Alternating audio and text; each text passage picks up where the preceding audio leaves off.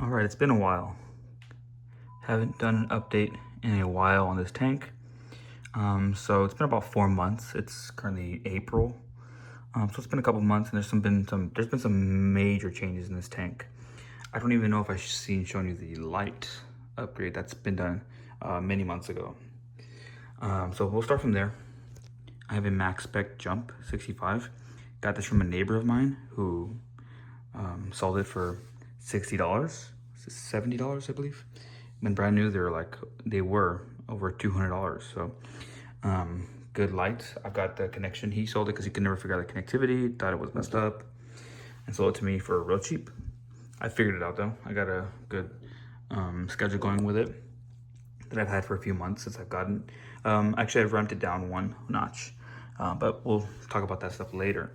The anemone, as you can see, split. I had a major near crash because of the light. I went on vacation and it stayed on for 2 days until someone came to feed the fish and top off the water, and almost killed everything in the tank. Everything was blanketed with a huge layer of red cyanobacteria. I can maybe put an image or a clip of that right now. It was horrendous. The anemone was bigger, much bigger, twice obviously the size in this side, and was doing really good. But during that light transition, it moved down, split, and then eventually split to here. The hammer was doing fine. It's grown quite a bit since I've gotten it, and the plug has become almost fully encrusted with coralline algae. So that's a cool thing about that. The zoas have been having a hard time bouncing up and bouncing down, bouncing back. Right now they're in a down area because I believe I'm getting dino flagellates back. I'm not sure yet. They're just starting to appear. It could be dinos, but they seem to be getting hit by that a little bit. I might move them under this shadow so that they can heal from this light a little more. But they're doing okay. The mushroom, I'm not sure if I've ever even shown the mushroom, has sat here for a long time and has not moved. It was initially on a plug, but that moved completely. The acan was doing not so good for a little while, but now it's going crazy, growing really fast. Currently, when I first got it, it was like 6 heads maybe, with 2 main heads or 3 main heads with a couple babies. Now it has, I believe, 10 heads. There's some on the side there. There's some around the back as well. And one growing on the side back there. Plug is also being covered in coralline algae. Cool thing about that.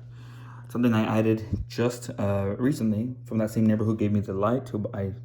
He had some blasto heads that had fallen off his colony, and I threw them in my tank, and they never stick to anything. No glue, nothing. So that's usually where it sits due to the current in the tank. I'm not gonna mess with it too much. I had 2 of them. One of them wilted away, but that one was sitting in the rock up here until today. I thought it had maybe stuck to the rock, but nope, it did not. This now is not the same old GSP that I've had. This is the old GSP that I had, and look how it looks. It took a big hit from the light event, and then now it's slowly dying off. I had a little piece here next to it to see if it could recover, but it's dying off. So I got this yesterday. Really, really bright green. The camera kind of doesn't do it justice. GSP, which I also have. You can't really see it in the back.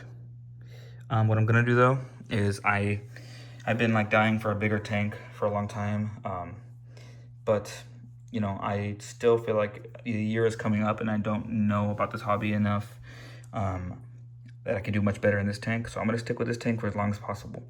So right now I'm gonna head to the store and buy some magnets and glue the GSP to the magnets and put them in the back of the tank as like a GSP wall. But we want to do that. I tried it when I first got this GSP. Thankfully it didn't work because the GSP that I got was ugly. This one's much brighter. It's really, really bright. Flow, I don't know if it's too heavy. I'm still having flow issues because this is my only wave maker.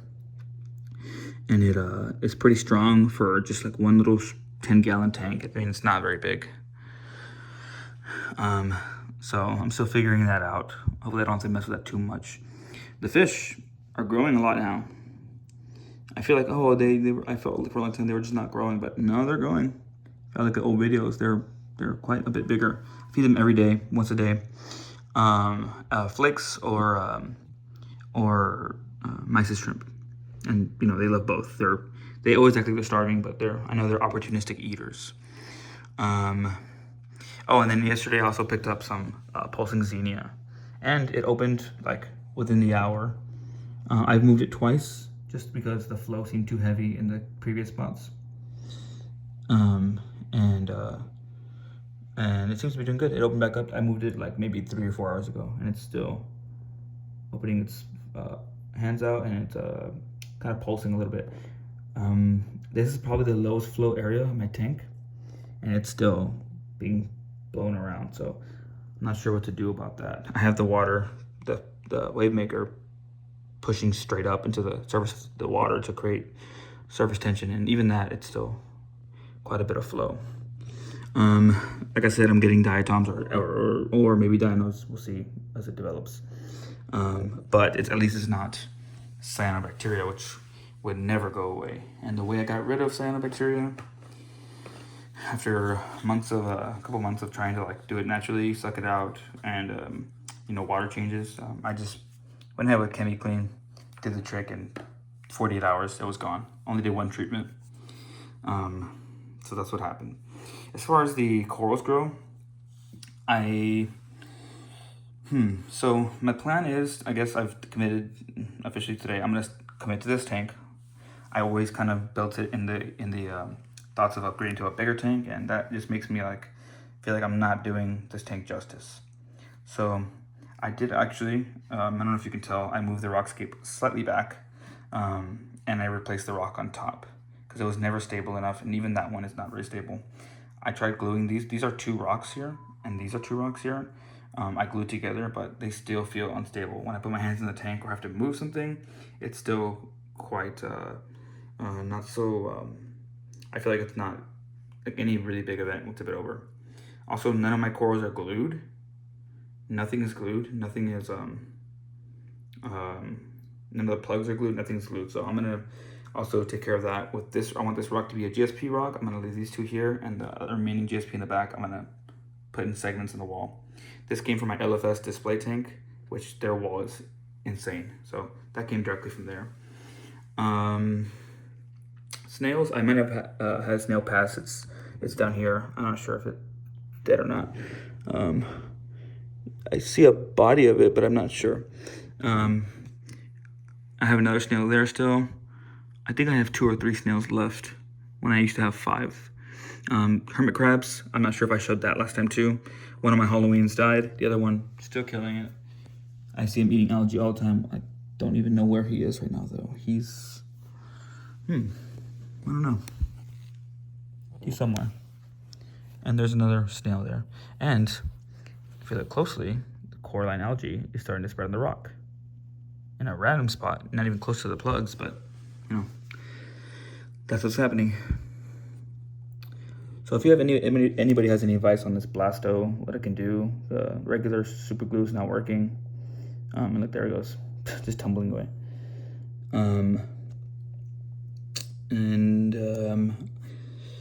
If they think I should chop off this plug and just glue the bottom of this to the rock. Now, I also have a question. Is it normal to have anemones and hammers in the same par area? Because the anemones are growing. They were smaller at first, so the light's enough, and they're getting food. So just wonder about that. If this is a good placement for the hammer. I mean, it's up to the hammer, right? Because I put it in the floor, and it doesn't do as well. It doesn't expand as much. So I'm not sure. ACAN is doing great. I use that as my kind of test to see if my water's okay. Haven't done any testing in a while, but last time I did do testing, nitrates were extremely high. So I've reduced feeding amounts, even though I do it every day, it's a smaller amount. And I've been taking more care of my filter, but right now it's growing algae. So that's my last thing I wanted to talk about.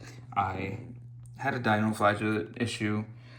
It resolved itself. I had a cyanobacteria issue that I used chemical treatment, and that allowed other stuff to appear, right? And almost like immediately, the green algae started to grow, green hair algae. And it's not like super crazy yet. The snails do okay, not really. The crab does okay, not really.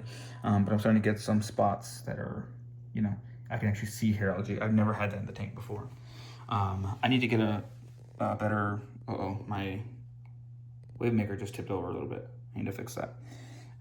Better scraper.